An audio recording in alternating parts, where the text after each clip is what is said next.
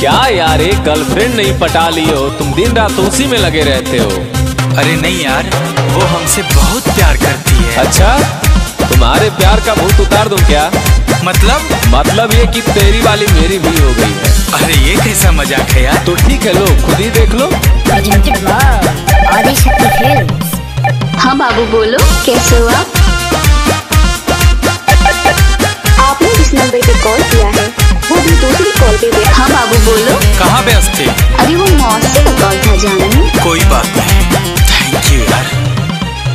यारों इन लड़कियों की करें क्या बात, वफा कहें या बेवफा की जात। यारों इन लड़कियों की करें हम क्या बात, वफा कहें या बेवफा की जात।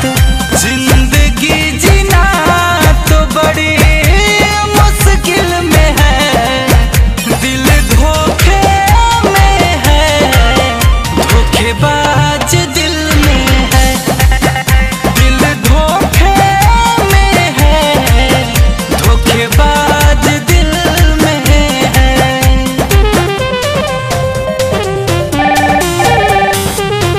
The person you are trying to call is currently busy. The person you are trying to call is currently busy.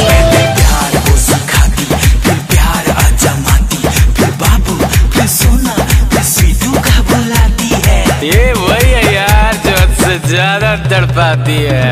प्यार को वो बस समझे खिलौना, मेरे किस्मत में है रोना। कैसे भरोसा कोई करेगा प्यार पे, ये रोग किसी को होना। और दिल को तोड़ना, मुझ को मोड़ना, उसकी तो फितरत में है। लाख आएंगे लाख जाएंगे तो उसकी किस्मत में है।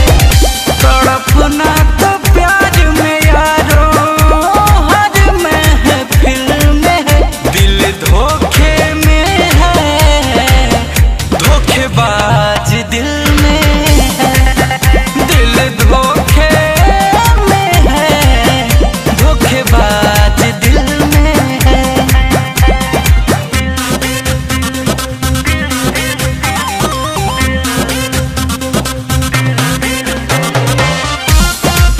बाबू I am so sorry, please माफ कर दो। आइंदा से ऐसी गलती नहीं होगी। प्लीज बाबू मान जाओ ना, आखिर गलती इंसान से होती है ना। अब क्यों कॉल मैसेज कर रही हो? आई रियली हेट यू यार। कभी ये था, कभी वो था, कभी ये था, कभी वो था, कभी ये था, कभी वो था। सबका दिल तोड़ी है यार, चाहे वो जो था। ऐसे ही लोगों से इश्क बदनाम है, एक जन कितनों की जान है। अखिलेश गुंजन का सब कुछ लूटा, टूट गया अरमान है।